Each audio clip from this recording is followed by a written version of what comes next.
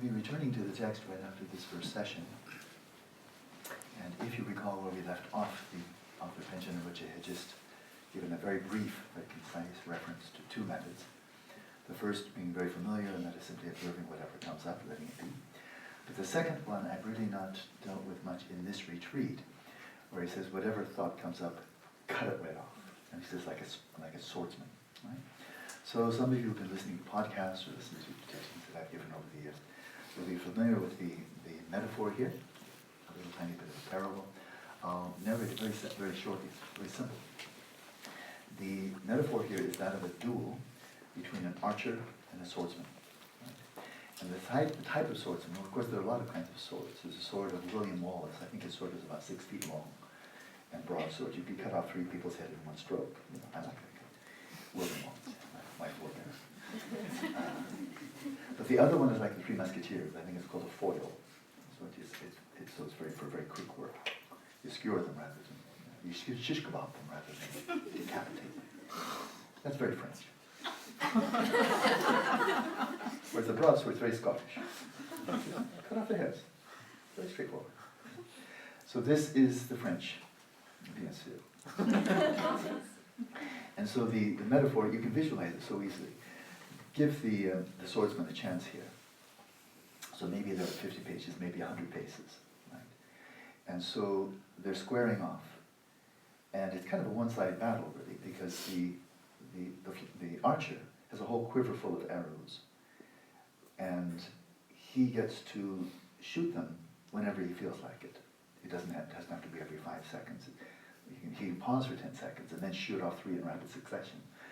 The swordsman is entirely defensive. Yeah, the swordsman is entirely defensive. He's not going to throw the sword. So he's there, and just like Rhonda's right in front of me. So I attempt to, Rhonda's a bit too close. If she were an archer, she could skewer me before I could deflect. But that's the whole idea. If she's maybe 50 paces, 100 paces away, and I'm very intent on her, as if my life depends on it, and she brings the arrow to the bow.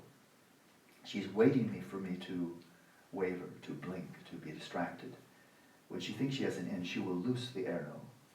And if I'm very attentive, I will see the moment that she looses the arrow. I will see the moment in which the arrow is in flight. I will have my sword poised, ready to deflect the arrow before it can get to me. Right? And I'll be waiting. So she could wait, and then boom, boom, boom, or one, and then whatever she liked. So there's no telling when she's going to loose the arrow. So it's entirely defensive on the part of the swordsman, but don't get distracted, because then you'll be aware of the arrow after it's already skewered you. It's been too late. Right? So it's a nice metaphor. It's very straightforward. And I think you've already figured it out. What are you attending to? You're attending to the face of your mind. You're attending to the flow of consciousness from which emerge thoughts, desires, memories, emotions, and so forth. And as soon as something comes up, and here's a real point. We're going to go into the practice, and I will give guidance in it. Here's the real point.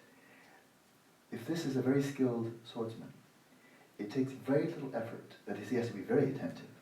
But when the arrow is in flight, and it's just about to get to him, he doesn't need to go, like that, some big gross movement. It's just like that. Something very subtle, and just enough to deflect the arrow. And then that's all that's needed. Right? And so similarly, as you're poised there, hovering in the immediacy of the present moment, your awareness turned right in upon the mind, this flow of consciousness from which thoughts, desires, memories, and so forth will emerge forth. As soon as you see one coming up, please bear in mind, it takes very little effort to deflect it, to cut it off. It's kind of like it's not big effort, but it's very subtle, it's very precise, and it's precisely poised in the present moment. Right? So that's the quality of awareness. So it's very different ambience than just let it be, let it be. This is not letting be at all. Whatever comes up, deflect it. So it gets one moment in the sun, and then it's snapped out. One moment of flashing in the light of your awareness, and then it's gone. Okay? And then you rest in that stillness, in the absence, in the aftermath of a thought coming up. You simply rest in that silence. But you rest not slacking off, not waiting, but just poised right in the present moment. Aware of what's left over. That is, you still must maintain the flow of cognizance. And Brendan, what are you maintaining a flow of cognizance of? Luminosity and cognizance. Exactly right. The luminosity and cognizance of your own awareness, that's exactly right. Or I can rephrase it, but in no way different, just you're aware of the flow of consciousness, the flow of awareness itself, with these two distinctive characteristics. So you're not attending to the space of the mind or the events that are going to appear to you. You're right there, ready to note immediately whatever subjective impulse comes up. So these thoughts, emotions, desires, they're called in Tibetan senjung. They're events that emerge from, senjung, mind emergencies. They are events that emerge from the flow of the mind. And you see them as soon as they come out, and then that. Okay, that's it. So a final point, I will give guidance, hopefully not a lot, so you can really be attending to the practice. But I first really kind of immersed myself in this practice when I went out to Sri Lanka after 6 months in India retreat. And I remember this was 1980, so it was just 4 years earlier, Geshe-Rakten did top it. And I remember so vividly, like it was yesterday, what I did. I was living in a little hermitage up in the mountains outside of Kandy. I was doing this practice. And you can't see, but people listening by podcast, you can't see, but everybody else, watch very closely. I'm about to do what I did then, 36 years ago. Okay, I will actually do it.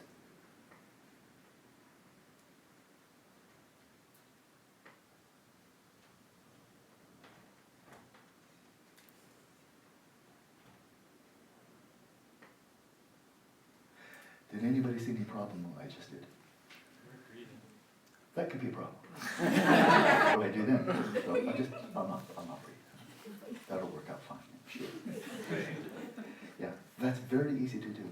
You get so intent that you just suppress quietly, unconsciously. You suppress the breathing. Bad idea. Bad idea. And it's not only in this practice. I've often told this professor at Stanford that I saw in a video where he asked everybody in the audience, bring out your smartphones and check your email. And when 300 people did this, after they did it, said, okay, how many of you were holding your breath? And it was like, very common, really unhealthy. Okay? So, it all the more emphasizes settling body, speech, and mind sequentially, coarse to subtle. And all the way through, that breath just flowing like you're on a vacation in Tahiti. No worries, just breathing in, breathing out. It's relaxed as Tahiti and as sharp as a blade.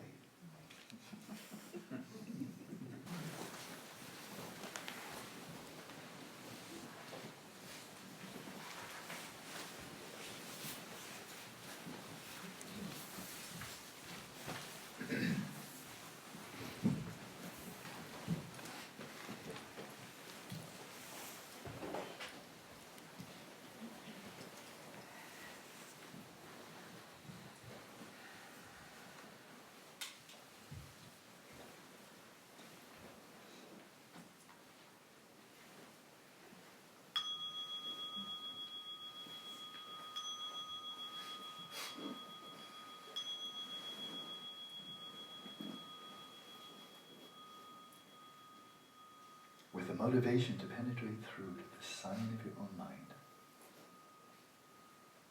to that indwelling joy and sense of well-being that emerges from the ground state of your awareness, as a step along the path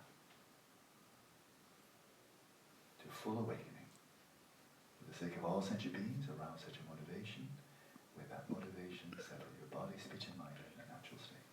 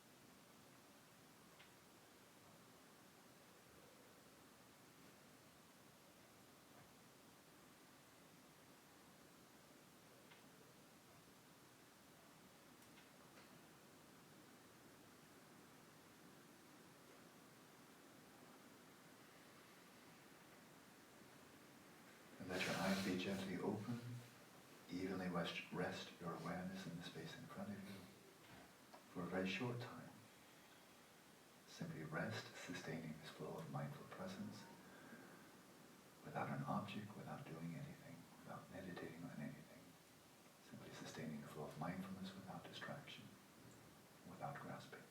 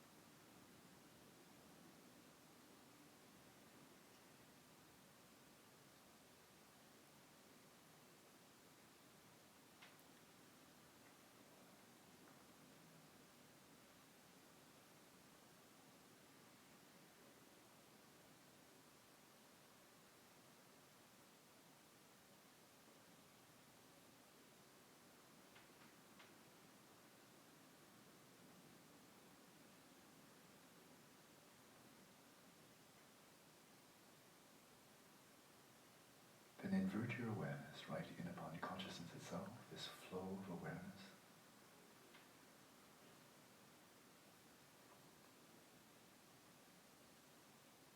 From which emerge all discursive thoughts, memories, desires and emotions, all subjective impulses, non-conceptually. Attend to this flow of awareness itself.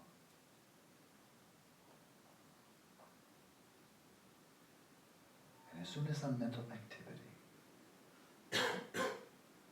emerges from this non-conceptual flow of luminosity and cognizance, cut it off immediately.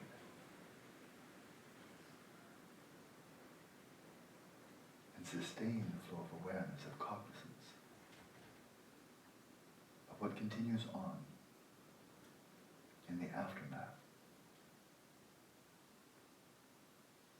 of the mental emergence that occurred. Of central importance is to maintain the flow of cognizance,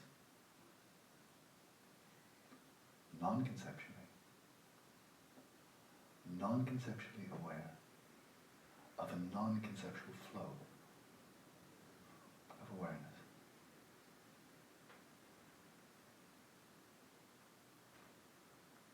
To maintain such fine-tuned, such precise, utterly present-centered, discerning awareness. For this to be sustainable, there must continue to be a deep sense of ease, of looseness and relaxation in the body.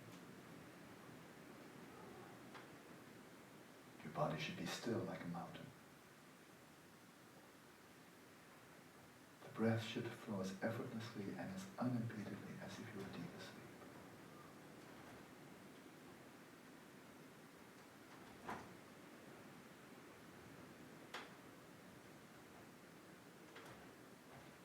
Let's continue practicing now in silence.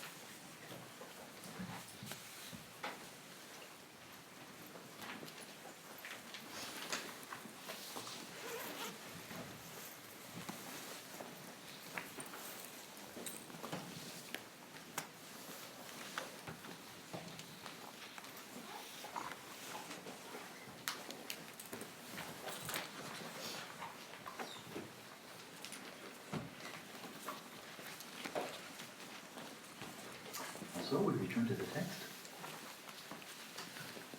Right now we're looking at the root text. So just to read again the last verse very briefly, that was covered yesterday, extremely concisely, focusing on these two methods, yin and yang. Whatever thoughts arise, identify each one, so there's more passive. Alternatively, like a swordsman, immediately cut off any thought that comes up. Obviously more yang. So then we continue. When you are resting after they've been cut off,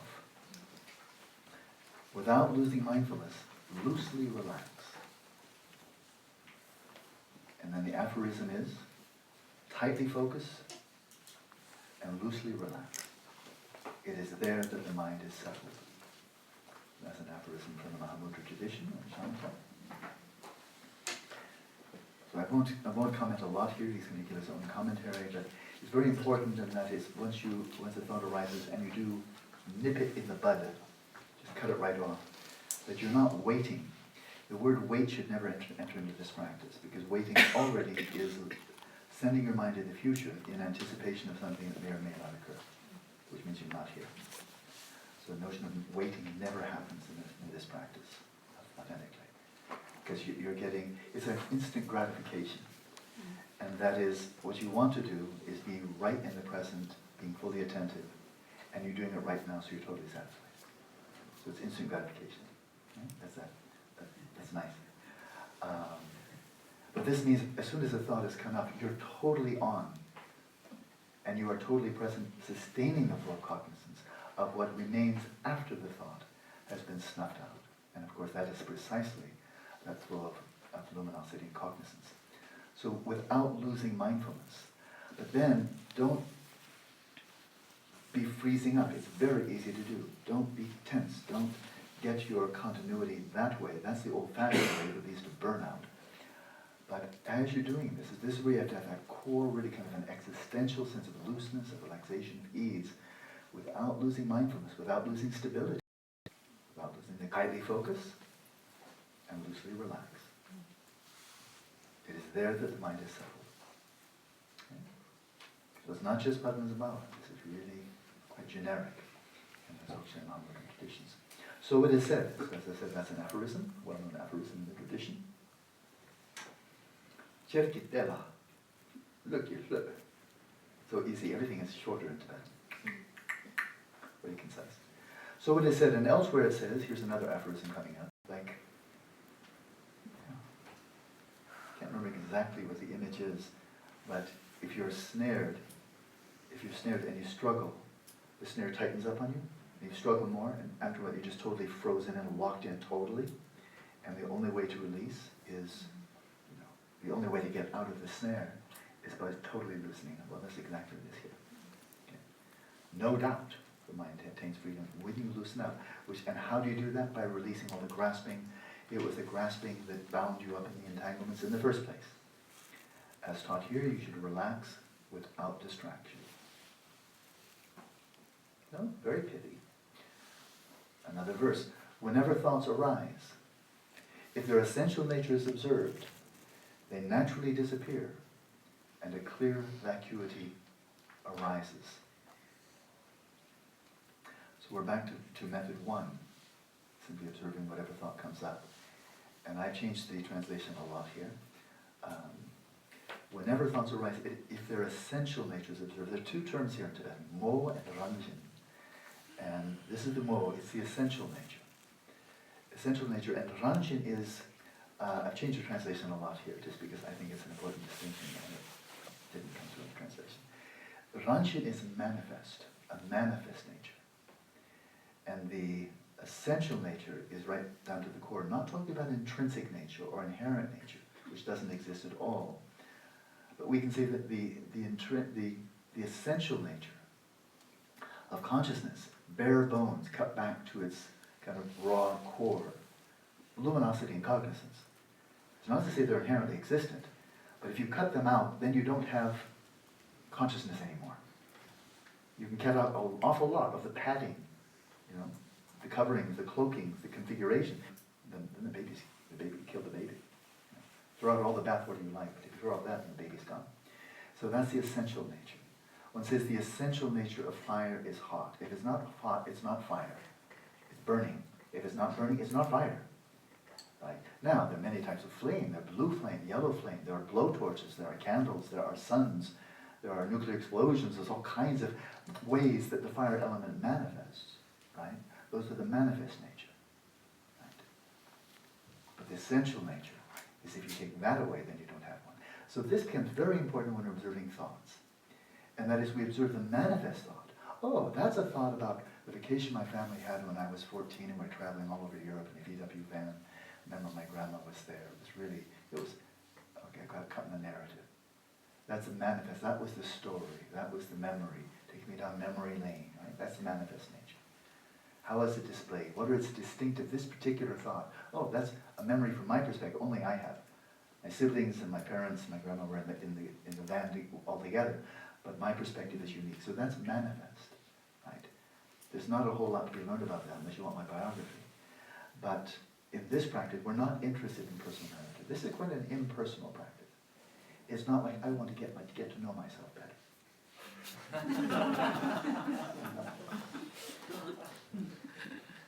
Bullshit. Why? You're going to be dead soon. What's the big deal? You know? Why are you interested in this short story? It's going to be over anyway. What's the big deal? Why not worry about the essential nature? If anything continues on, it's not going to be your story. It's going to be something much more raw, primitive, primal than that. You might think along the lines of luminosity and cognizance.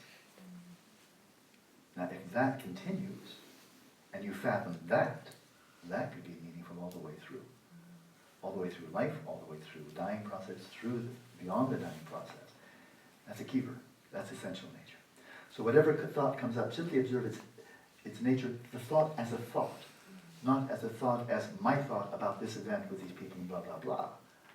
But just the thought as a thought, an emotion as an emotion, a desire as a desire, without even labeling it, just see it naked. Gone, here, gone. Okay, keep it clean, keep it simple. If their essential nature is observed, which means you're not cognitively fusing with it, otherwise if you are, then you're not observing it.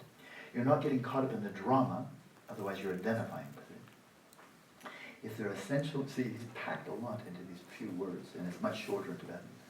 Whenever thoughts arise, if their essential nature is observed, they naturally disappear. They rang jung, rang do. They arise by themselves, they disappear by themselves. They naturally disappear. And in their wake, upon their disappearance, this is as you're tending the space of the mind and whatever comes up, upon the vanishing, the disappearance of the mental event, the thought, the image, and so on, a clear vacuity arises. Okay, the space of the mind, clear in the sense of having no appearances in it. Sustain the cognizance of that. Likewise, if the mind is examined when it is still, so if you're observing, if you're inverting right in upon the mind, upon that which is observing, right? And it's still, it's your unflickering candle flame. The candle flame is inverting in upon itself, illuminating and knowing itself. If you do that, if the mind is examined when it is still, a vivid, unobscured, luminous vacuity is perceived. That awareness is not in a tight space. It's not a point. It's not inside your head. Space may also arise, as he says. And a vivid, unobscured, we think back to Gachi's comment, it is unobscured indeed.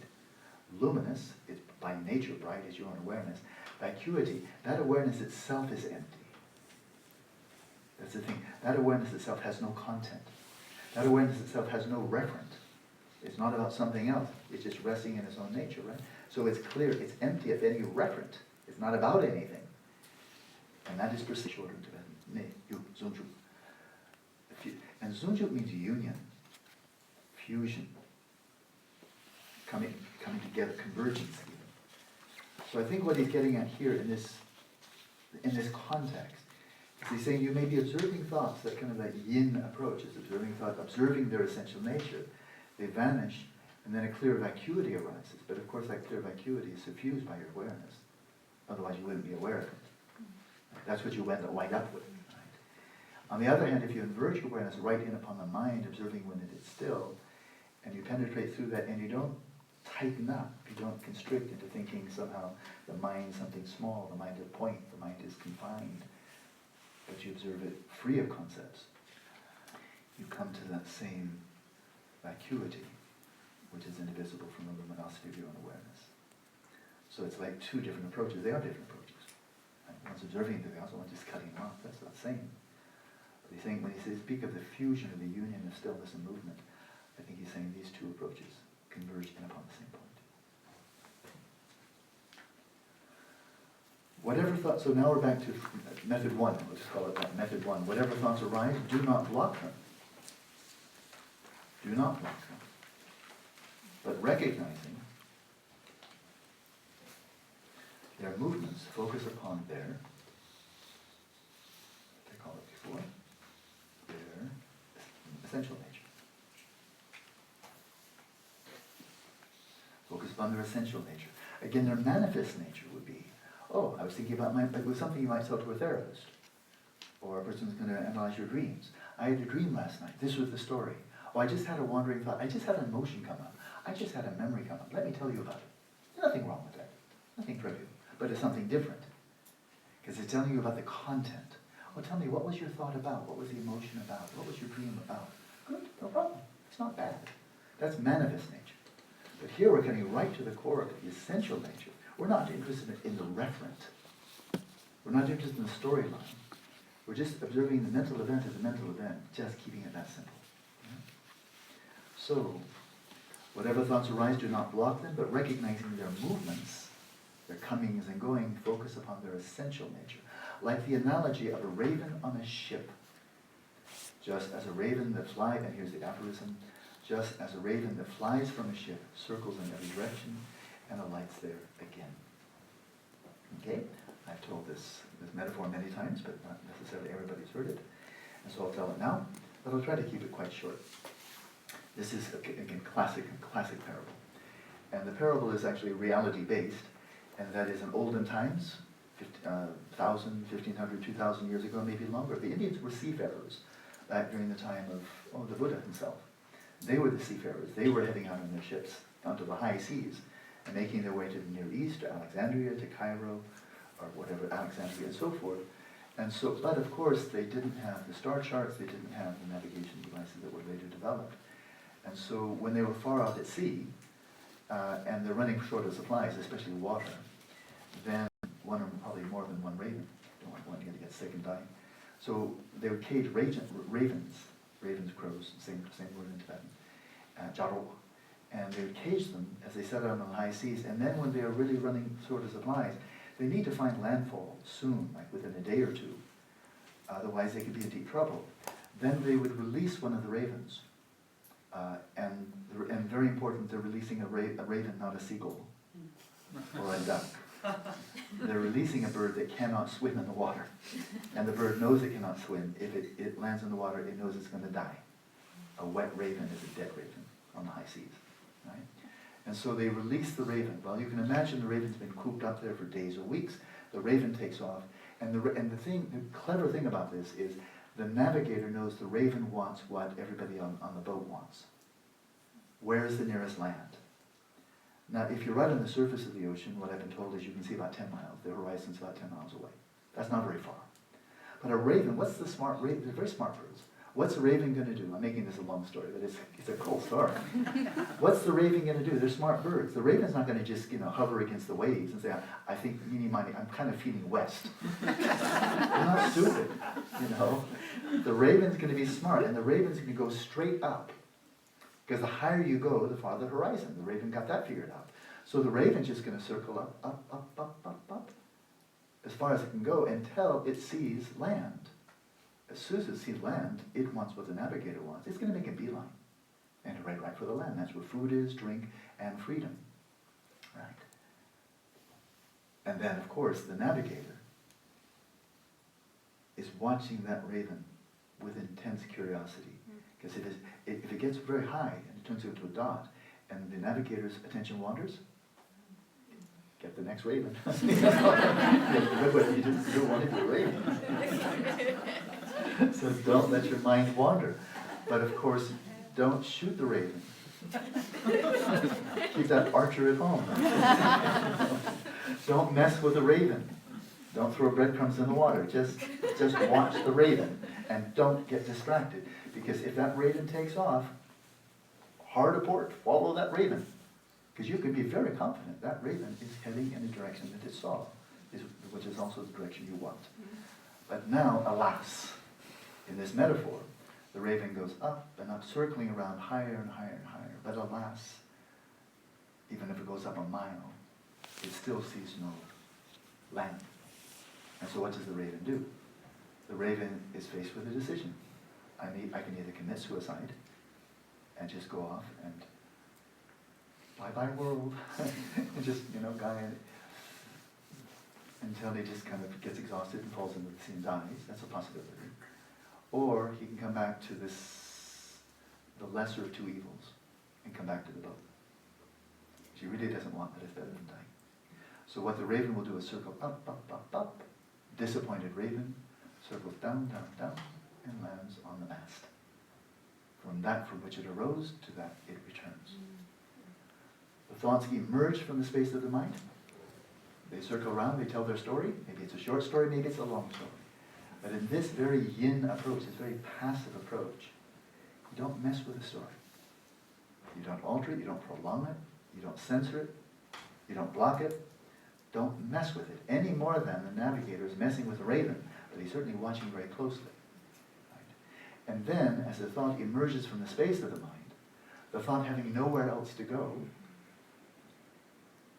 I wish they did, I'd give all mine away. Mary Kate, have a ton of thoughts. I've got the Doesn't work that way. Having nowhere else to go, the thought comes and dissolves back into the space of your own mind from which it arose.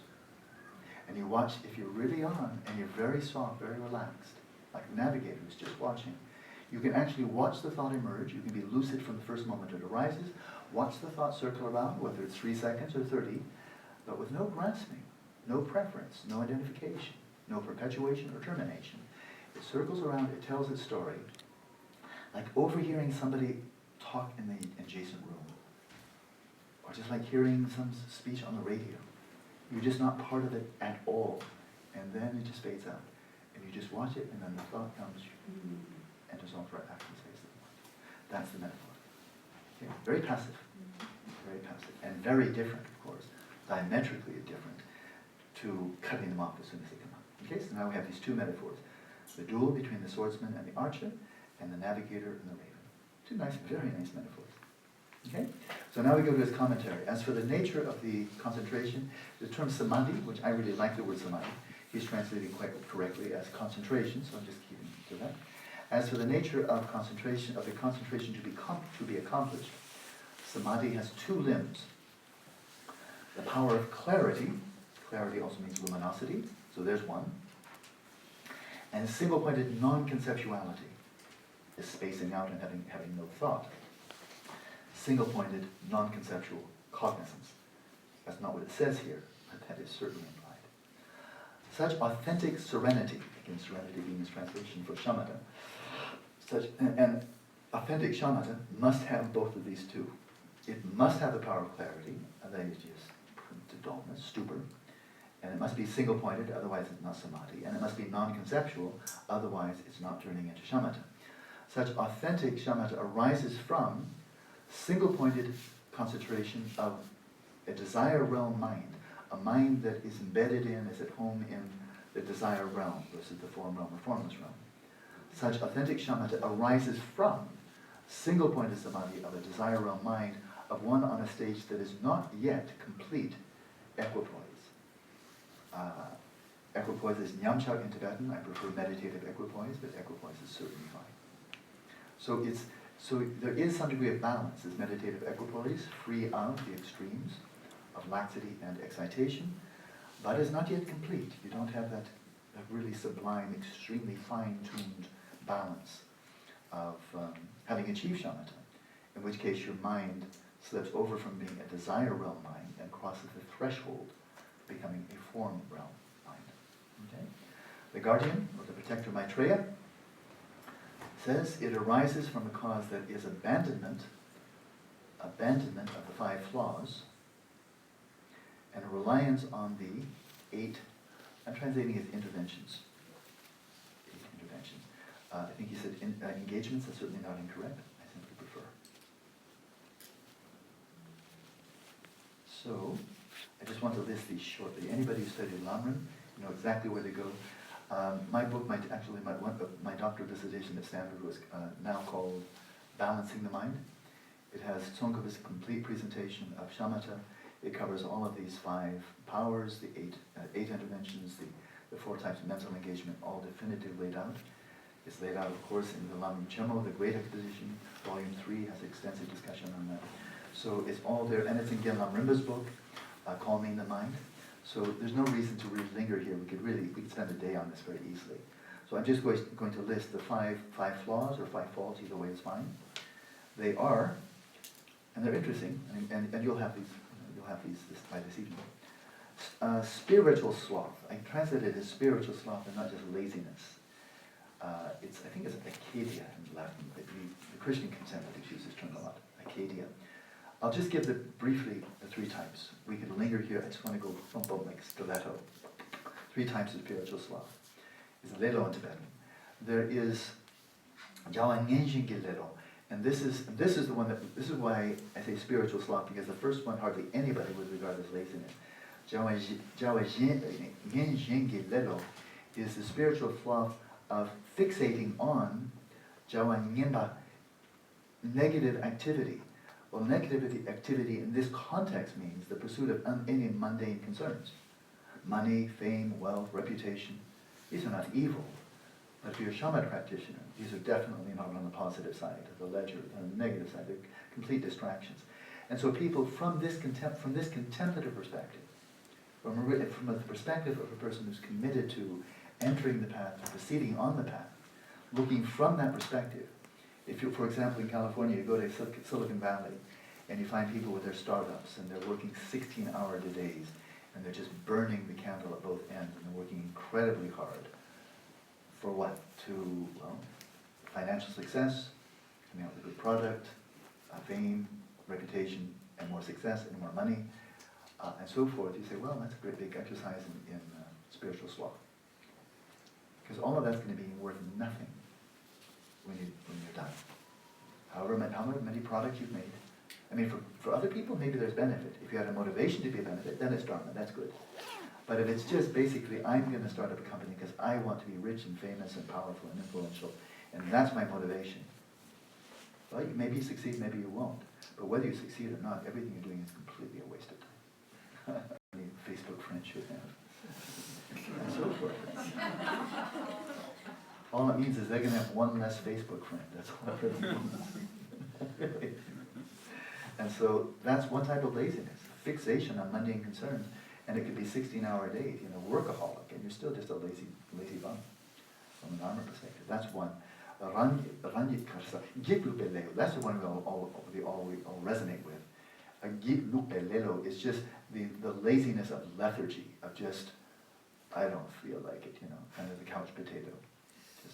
I just don't feel the initiative like that. And then, this is self-effacing laziness. It's an interesting one. It's not humility. Not humility. His Holiness Gyaltsen, which is so many of the great lamas I know, basically all of them, they're incredibly humble. But there's no self-effacement. Self-effacement is the lack of self-worth. The sense that, well, why should I even try to practice something? I know I'm not going to accomplish it. How many people accomplish? Why should I be special? I'm probably wasting my time. I would never get anywhere. Why should I try to learn Tibetan? It's a really hard language. It's very difficult. I'd never get it anyway. And just that. You come up with any idea, but I probably can't do it. And sometimes that masquerades as humility. It's just laziness. So those are the 3 types of laziness. So that's longer than I intended to spend, but those are kind of important. Now I'll move quickly through the other ones.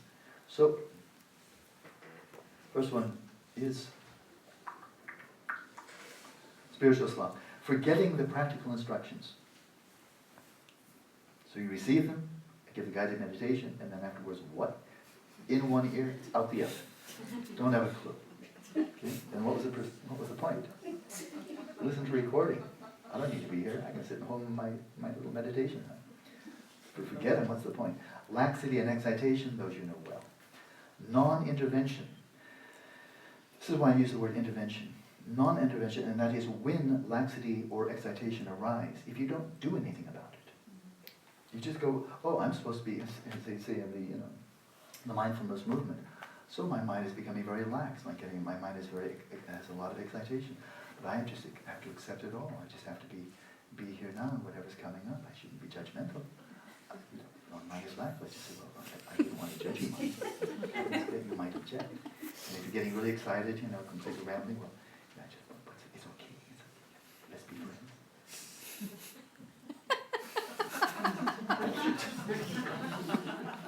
That's non-intervention. You should have done something about stupid. That's not the practice. That's just stupid. It's just falling into the same ruts and being complacent about it. And you're calling this a spiritual practice? Why?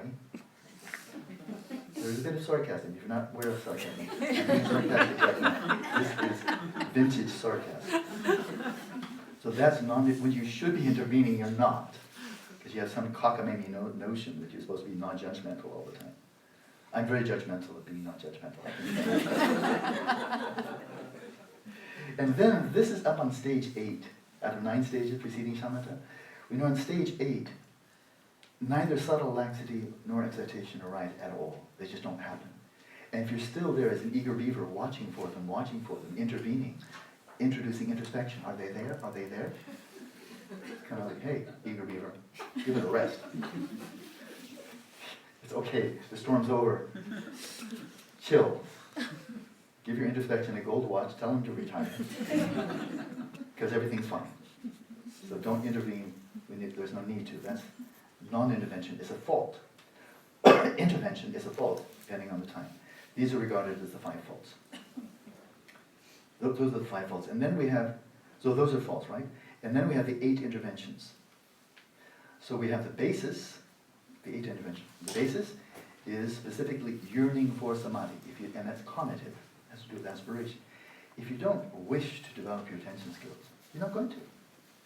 That's the first thing. If you don't want to, you're not going to. And then the second one is that which is dependent upon it, and that's striving. If you give no effort to it, if you don't sit down and actually implement any of the teachings, you're not going to get anywhere. You just have this, I'd like to achieve Shamatha. I'm not going to do anything about it, but I like it if it just lands on my head. Well, okay. That's the second one, striving. The third one is the cause of that. Why would you strive? It's very, very, very, very smart. This goes back to Asanga, I believe. The cause of that, what is the cause of striving? It's faith. Faith in the teachings, faith in the method, faith in yourself. Call it faith, call it confidence, call it trust. But if you don't have that, then you won't strive. If you think these teachings are just nonsense, and nobody's ever achieved it anyway, and even if I tried, I wouldn't make it, then you won't strive. So there has to be some confidence or faith. Okay, that's the third one. And then there's the result. These are the types of interventions. And that's pliancy. This is that prashrapta, the pliancy, suppleness, buoyancy, the malleability of your mind. That's what comes out of this. The fifth one of the interventions is not forgetting the meditative object. So that would be coarse excitation if that happens. The sixth one is recognizing laxity and excitation. The seventh one is intervening to eliminate them when they do occur. And the eighth one is when laxity and excitation are calmed, there is tranquility. Tranquility is the time when you do not intervene, you give it a rest. You're tranquil, you just get rest. Job finished. You basically cruise to the finish line if you continue practicing Shamatha. Quite effortlessly, you move from stage 8, stage 9, and achieve Shamatha. So those are the 8 interventions, and we're finished with those. And again, you can get lots and lots of commentary. They're all over the place. So then we return to Panchen Rinpoche's commentary. He said, it is taught that the mind that arises through reliance on the 8 interventions that are antidotes to the 5 flaws, so you can match those up, is accomplished through the 9 stages, which I've referred to many times, and you have that whole word file on the 9 stages and the bullet points, powers by which they're achieved, and so on. Those 9 mental stages are also taught by Arya Asanga in the treatises on the stages. So I'm almost certain that refers to the Bodhisattva Bhumi, his treatise on the stages of the Bodhisattvas, or the grounds, the Bhumis of the Bodhisattvas, and the Shravaka Bhumi. Do you recall? I think there's just 2. Do you remember, Glenn? Is there anything more? Is that it? I think that's probably it. So, and they are as accomplished through the 6 powers. So we'll call those out as well. These are, those 6 powers, by the way, are included in that word file I gave everybody. But they're very simple. Here they are. The 6 powers are, first of all, hearing. And that is hearing. This is old-fashioned, which is an oral lineage. It goes back for thousands of years in India. You don't start out with reading, you start out with hearing from somebody who knows what he or she is talking about. You hear the instructions. Having heard about them, the second power, and from that comes the understanding of hearing. I know what the person said, I understood, I understand what the person said, I understand what the instructions are. But now, as you integrate them, you go to a deeper level of understanding, and that's the power of thinking, reflecting upon, considering. The power of thinking is the third one. So now you've really got it. You have the understanding from hearing, you have the understanding from thinking, and now it's time for meditation, and for that you need to draw on the third power, which is mindfulness. You know what that is. The fourth power is introspection. You know what that is. The fifth one, which really gives you that oomph for the staying power to get all the way to the finish line, is the power of enthusiasm. And the sixth one is the power of familiarity. When you get up there to stage 8, you don't really need enthusiasm. You just cruise. Just cruise. Come through. Okay? Those are the 6 powers. So, those 9 stages are accomplished through the 6 powers and possessing, as accomplished through the 6 powers and possessing the 4 kinds of mental engagement. The way you engage with a meditative object, there are 4, and they are, and then we'll be finished. The 4 mental engagements are, first of all, focused engagement. This is right at the very beginning. Before you go into the main practice, your mind is probably wandering here and there, a bit of fuzzy, a bit of noise, a bit of activity. And then you give it a task, like having a dog that's just wandering out of the yard, and you say, okay, sit. And then the dog runs away. Whatever the dog does. You just given it the task, sit. So there's something to do. So watch. Sensations of the fluctuations of the breath throughout the body. Okay, there it is. Do it. Focus. Okay, that's it. Simple. Engage with the meditative object. Focus engagement. But then as you do so, the first thing you discover is that you're not there for very long. Just like when I was growing up, my dog would sit for about 3 seconds, then I'd say that was boring, and probably do something else. And so that's called, the second type is interrupted engagement. Interrupted. You've given your mind a command, and it follows it for 3 seconds, and then is off into coarse excitation, or coarse laxity, or medium excitation, or subtle. Any of those is a type of interruption to the flow of pristine flow of mindfulness. So even subtle laxity and excitation, they're still interrupted. And so, but when you get to stage 8, this notorious stage 8, then the flow of your mindfulness, flow of samadhi, is uninterrupted, even subtle laxity and subtle excitation. So that's the point in which you have uninterrupted engagement. And then there's, it said, at the very beginning of the session in stage 8, very beginning, like the sleds are used in the Olympics, a little bit of effort just to get them over the lip, and then down they go, and nobody's hopping, getting on the back of the sled and trying to push it downhill, because you're already going 30 miles an hour, right? But it takes a little bit of effort at the beginning, and then like that, just like that. The beginning of the session, a little nudge to engage with meditative object. Then as soon as you're in there, for the rest of the session, 3 hours, 4 hours, whatever, effortless. And impeccable. So that's effortless mental engagement. So it's uninterrupted. That takes a little bit of effort on stage 8. Stage 9, the difference between stage 8 and stage 9 is it doesn't take any effort to get in. It's effortless in, effortless out, effortless maintaining. It's all effortless. And that's how you cross the finish line to Shamatha, effortlessly. So it has a nice ending, it has a happy ending. Okay. 4 kinds of mental engagement. Back to the commentary. So we're kind of moving on briskly now, because a lot of this you'll be familiar with. Well, focusing on what sort of object, what does one cultivate? Concentration. Again, the word gomba doesn't always mean meditate on. It doesn't mean, we're not meditating on concentration, as if that's your object. You cultivate concentration. So, what sort of object does one on what sort of object does one cultivate concentration? His answer, in general, the Blessed One, the Buddha, the Bhagavan, taught countless objects for accomplishing flawless concentration, such as, and he's just giving a list here, we'll not go into it, we'll take us forever to get through it, such as pervasive objects, objects that purify, those would be the kasinas, by the way. The kasinas, earth, water, fire, air, and so forth. You start out small and it goes pervasive. Such as pervasive objects, objects that purify analysis, objects for the wise, that's actually the scholarly, or the pundits, objects that purify mental afflictions. I really prefer that over defilements. It doesn't mean defilement, it means affliction. Objects that purify mental afflictions, and so forth. However, so there's a wide variety. However, the previous gurus of this instruction lineage, now we're back to Mahamudra. Let's get focused here.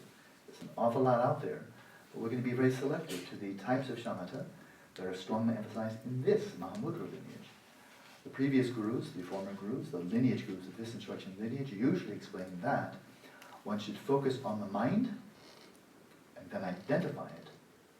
So that same way of explaining concentration also will be used here. So it's and these great scholars, they really choose their words carefully. I noticed this early on when I started studying Tzong, Panchen, Lingla, Lama. They use words like scalpels. I mean, they really do to be very precise, and he is here. There's a difference between focusing on something and identifying it, right? If you've never seen an orange before, or anything else could be an orange. If you've never seen that, you've never seen it before, you can look right at it, and you're seeing something orangish and round, and it's going to I don't know whether that's a paperweight or a football, but I am focusing on it, to identify it as something more. Okay. It's not just you have a label for it. You can always call it a round orange ball. You can always give a label, but what is it? Oh, it's an orange. So you can focus on the mind. You can focus on the space of the mind, not really identify it. You can focus on awareness itself and not really identify it. Have you identified its salient features, its defining characteristics? Have you identified what is unique about this phenomenon that you're attending to that sets it apart from computer programs?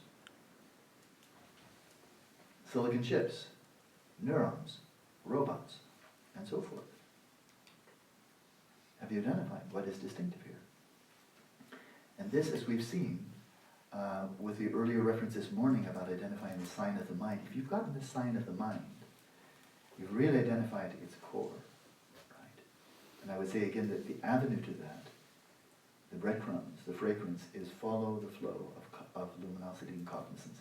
Take that right down to its source, as your mind, which is derivative, secondary, not essential. The luminosity that you're attending to right now, where's it coming from? Well, not neurons, not photons. It's coming from the luminosity, which is a core, distinctive quality of the substrate consciousness. Right? And cognizance, well, that's right there. It's coming from the substrate consciousness. Cognizance doesn't arise from neurons. It's a crazy idea that so many people are accustomed to now. And they're just assuming because other people said it, somebody must actually know that to be true. It's one of the biggest hoaxes in the history of science, that neurons know something. If you want either anarchy or Trump, you might consider Trump. Maybe I've shown my hand. I'm not a big fan of it in terms of being a politician.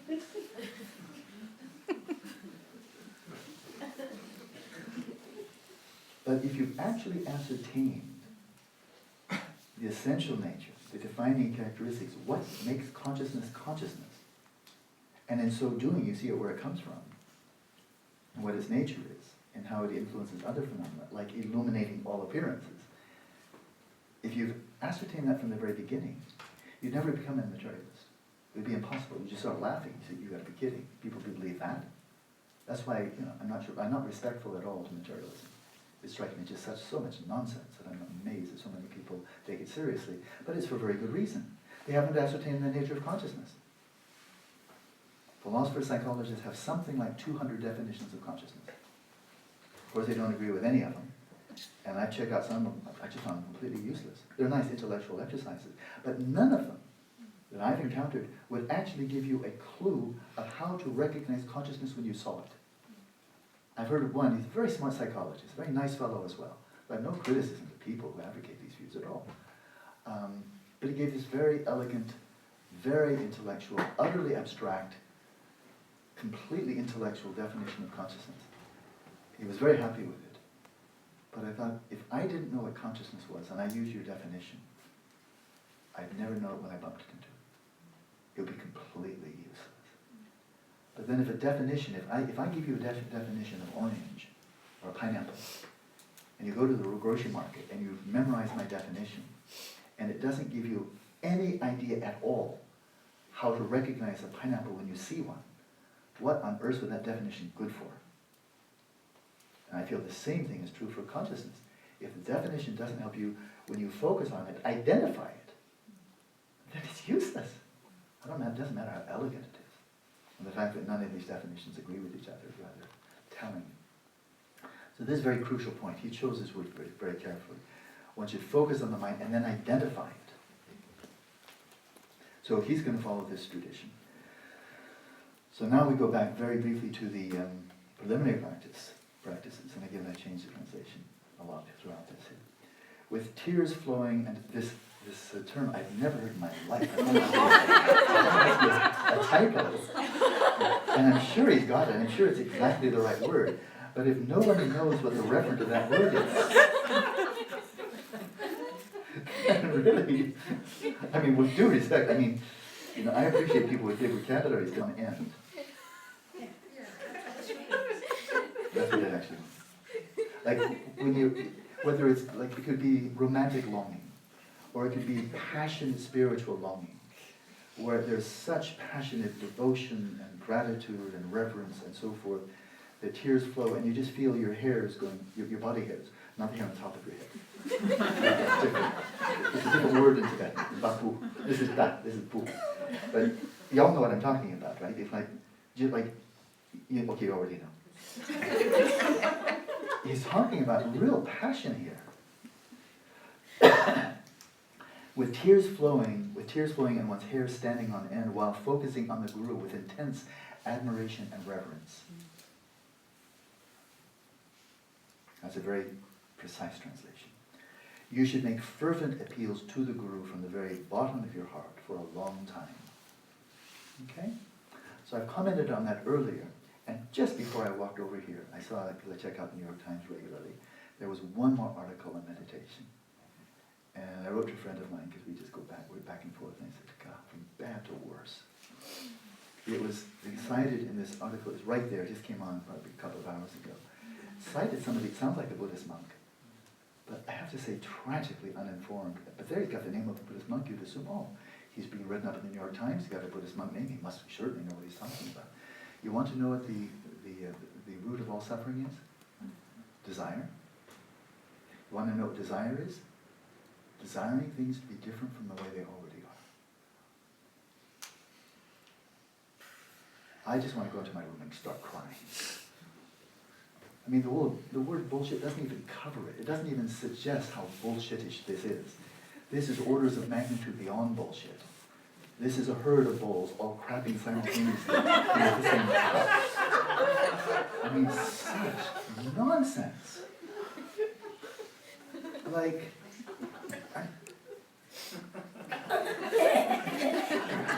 I'm serious here. Like gender inequality, like slavery, like terrorism, like bigotry, like dishonesty, like corruption in the government. The Buddhist response is, well, I don't want anything to be different, because I'm desireless. No, you're an asshole, that's what you are. If you look at the world and you don't want, this means you have no compassion. Compassion is wanting things to be different. And that's why I have passion about this. This person is representing Buddhism, and he's doing such a bloody awful job. It makes all of Buddhism look like it's stupid. In the New York Times, with a person who has a Buddhist monk name. That makes me upset. I don't like that. I do not desire that. I desire that to stop. I wish no harm in anybody, but gosh, this is what they still print. Desire is not, Imagine the Buddha sitting under the tree of enlightenment and not wanting anything to be different. He wouldn't move. The world would go to hell in a handbasket, and the Buddha would say, well, it's not my problem. I have no problem.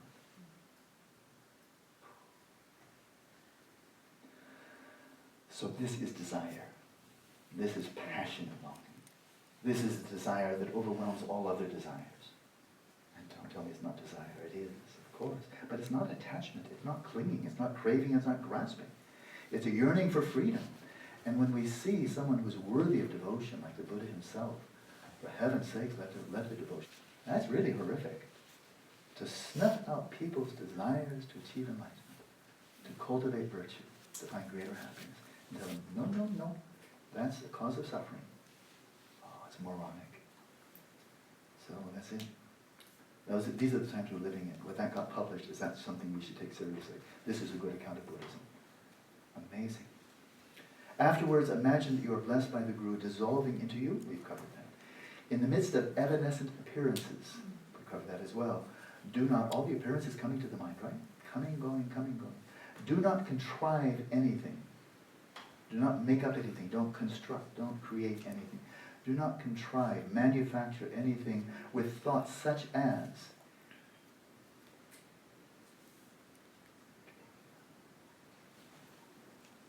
thoughts. I just have to modify my own modification. Do not contrive anything with thoughts entertaining such things as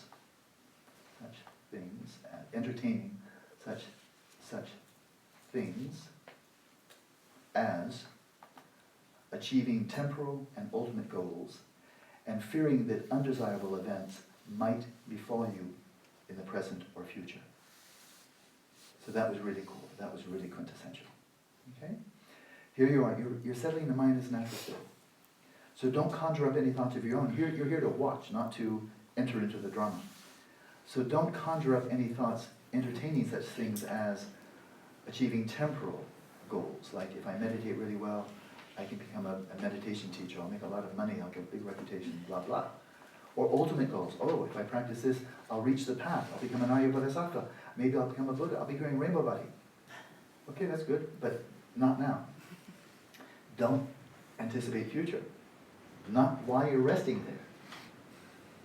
In between sessions, as I said so many times, between sessions, arouse the enthusiasm, the aspiration, the motivation, call for blessings, supplicate 100 times, all good. But when you're on the spot, on the cushion, doing the practice, leave all that behind. No desires for no explicit desires articulated and pursued while you're on the cushion doing this practice. Everything in the future, release it. You're just doing the practice. And you're releasing all hope of achieving temporal and ultimate goals and all fears that undesirable events might befall you in the present or future. So very pithy statement. And then more pithy statement. Without following after what has gone before, so don't follow after those thoughts, don't go down memory lane, don't move from the present, without doing that, or anticipating what has not come. So no waiting. Waiting is exactly anticipating what may or may not come. Settle for a little while. The words are so carefully chosen. Settle for a little while. When you're sitting down, don't think, okay, I'm not going to be here for an hour. I'm going to be here for an hour, 2 hours. I'm going to be here for 24 minutes. Just have the notion, I'm here for a little while. Then you don't burden your mind with. In equipoise, in the present, devoid of movement. Asleep. That is what should be maintained, of course, is discerning mindfulness. That is a type of mental engagement. Maybe mental engagement would be better. I think mental engagement would be better. I'm going to say that. Because I know the term. It's yilajia. So you should not cease all mental engagement.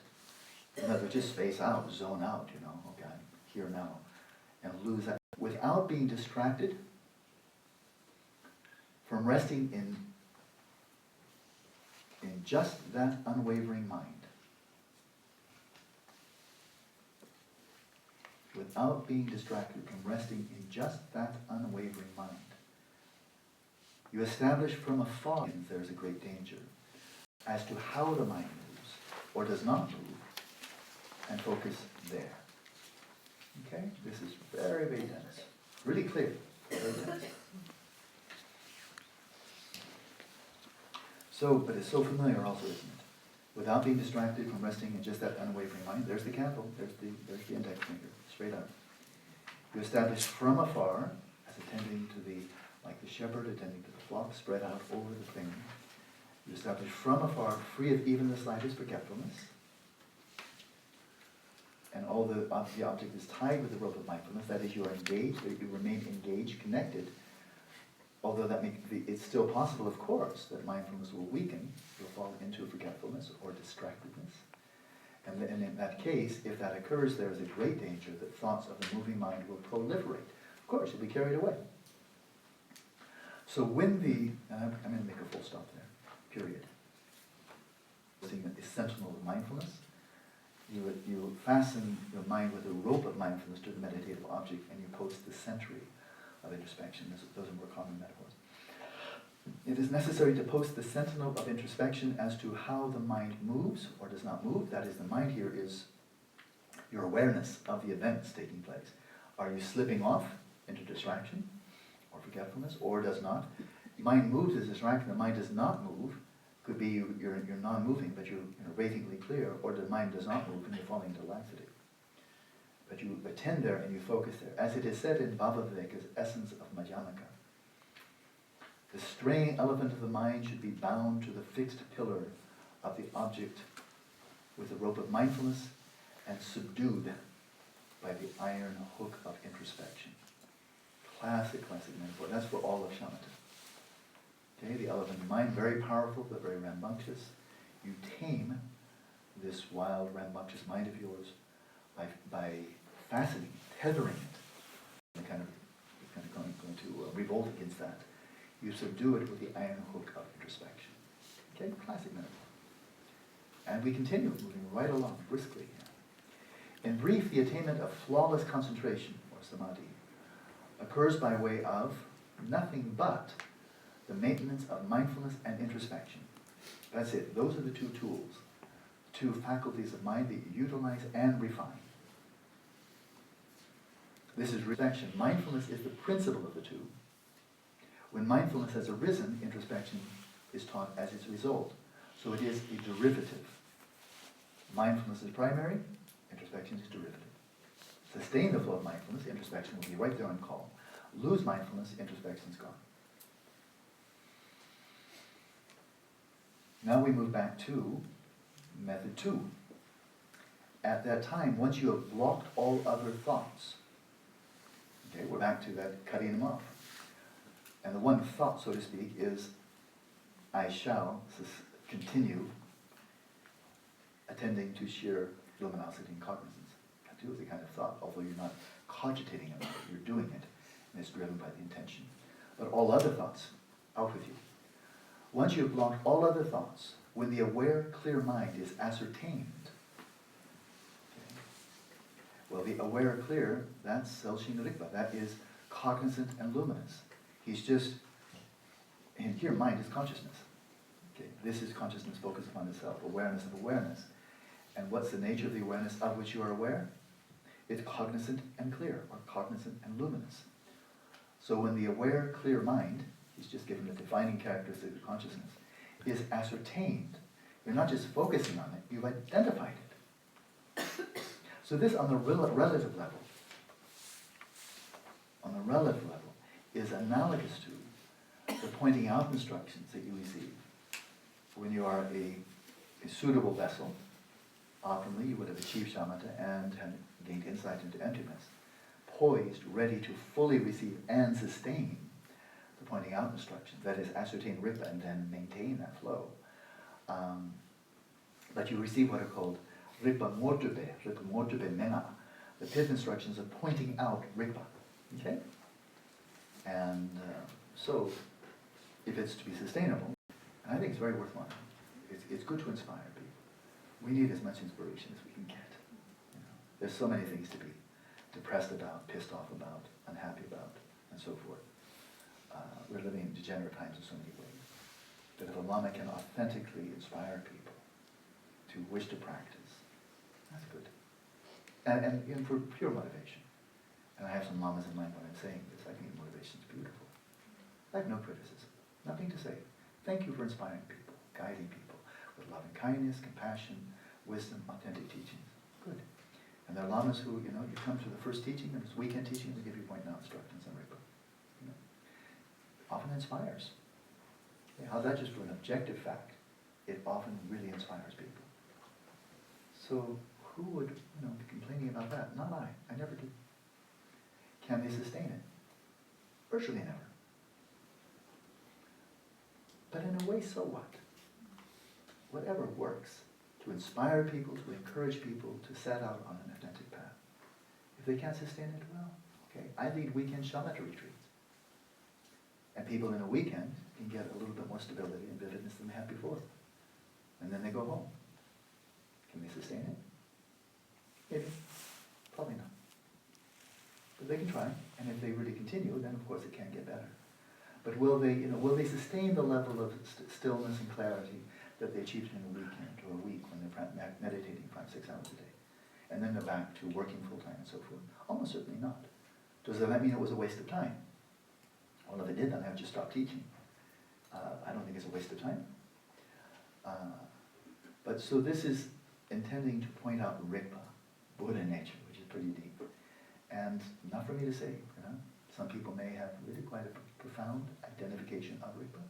Not for me to say. I have no way to judge, I have no desire to judge. So that's Rigpa Motra, pointing out pristine awareness, Buddha nature, primordial consciousness, right? This is pointing out the relative nature of your mind. Like pointing out a pineapple. It's the same level, the same plane of reality. It's conventional reality. Pineapple, an entity in samsara. Consciousness, an entity in samsara. Pineapple has these defining characteristics, consciousness has this. But in our world, especially the materialistic world we're living in, actually identifying the defining characteristics of consciousness, focusing on it and identifying it, that's a pretty big deal. When so many people are talking about, it's just a function of the brain or an activity, it emerges from chemicals and so forth, then you don't have to argue it. Say, I don't really feel like debating with you because I actually know what I'm talking about.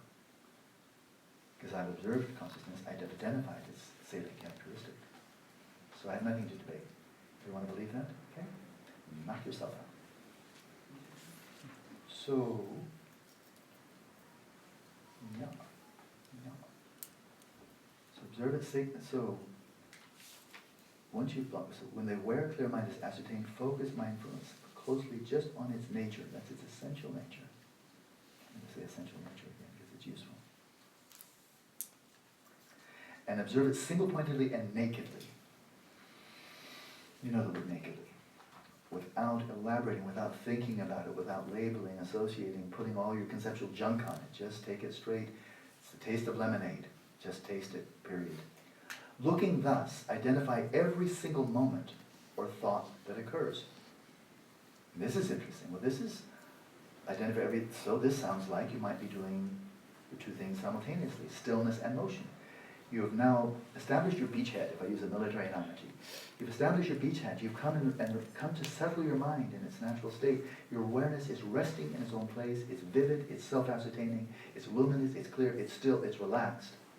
And then you let the light of your awareness overflow and illuminate the space of the mind while resting in the stillness. And from that perspective of stillness, you observe the movements. So that sounds familiar, doesn't it? Sounds like what he's describing here. Looking thus, identify every single movement or thought that occurs. So now we're not talking about cutting them off. So once he's blocked, it's an interesting strategy. This is all strategy. It's saying, in order for you to establish your beachhead, okay, I will presume you know what that means if you're not a native English speaker, but you've established your launching pad. It can be helpful at the very beginning, block the thoughts, because every single one that comes up is going to pull you away. So cut them off, right? You might do that with mindfulness of breathing. That's what mindful breathing is often taught as a preliminary exercise. That's to cut off all those thoughts and just get into a flow of non-conceptual awareness of the breath. 10 breaths, 21 breaths. You've cut them off. And then you found, this is what it's like, seconds on end. Still, clear, aware of awareness, identifying awareness, knowing awareness. Okay, I'm ready to go. And then let the light of your awareness illuminate the space of the mind, whatever thought comes up. Strategy. thus identify every single moment or thought, movement or thought that occurs. Doing so depends on introspection. Alternatively, as taught in the Vinaya scriptures, because I think it's not just one, it's multiple ones, as taught in the Vinaya scriptures, meditate as in a duel between an archer and a swordsman. Now you know that one. When you've aroused the power of mindfulness and introspection, any thought that arises is, at its occurrence, severed abruptly and not allowed to proliferate further. Okay, I guess he really is. He's really focusing on one method here. I thought maybe he was going back and forth. But no, this is pretty much awareness of awareness. So he says you recognize every single thought, but you don't go along with them. You recognize them with introspection. And then we're back to the duel, not the raven. That's let them be. No, the arrow's coming, cut it off. So once you've aroused the power of mindfulness and introspection, any thought that arises is, at its occurrence, severed abruptly and not allowed to proliferate further. That's awareness of awareness. This is a definitely yang approach. When you rest motionlessly after the proliferation of thoughts has been severed, then, without losing mindfulness and introspection, inwardly vigilant, you should relax into the present, relaxing into equipoise. Relaxing but not losing the flow of very, very sharp, clear mindfulness, cognizance. Machik, the great yogini, says, tightly focus and loosely relax. So this is centuries ago, so I don't know if she coined this phrase, but it certainly goes back a long time. Tightly focus and loosely relax, and there the mind is focused. Also, as is taught elsewhere by the great Brahman Sadaha, great Mahasiddha, Indian Mahasiddha, this mind bound up in knots, when loosened, attains freedom, no doubt. So this is the same as before, so I think both Roger Jackson and I should make this homogeneous, because it's exactly, he said bound up in entanglements, remember? No, it's not. They're both correct, but I think we should homogenize those. Either way, they're fine, but if it's a translation of the same words, then we should do the same translation. So I'm going to put a little note there just to homogenize. This one's fine, the other one's fine, they're both correct. Oh, wait, okay, it's now 10 past, so I got carried away. But no doubt, so that's good. It's a nice note to end on. The mind can feel so dense, so constricted, so tied up in knots, right? And the way to find freedom, loosen up. That's why the initial instruction, when you find that your attention is wavering, the first one is loosen up. Relax, then release. Don't try to release before you've relaxed. Relax, then release. It's easier. If you relax first, it's easier to release than if you're still bound up. Right? If you're still bound up and you try to release, that gives you a lot of effort. But if you're already relaxed, then the releasing is easy. And if you release, then it's easy to return. Right? Often we try to skip the first two and just say, return. And that can be very arduous. Fatiguing, frustrating, irritating, exasperating. And we don't want that. That's not helpful. All right. That'll do.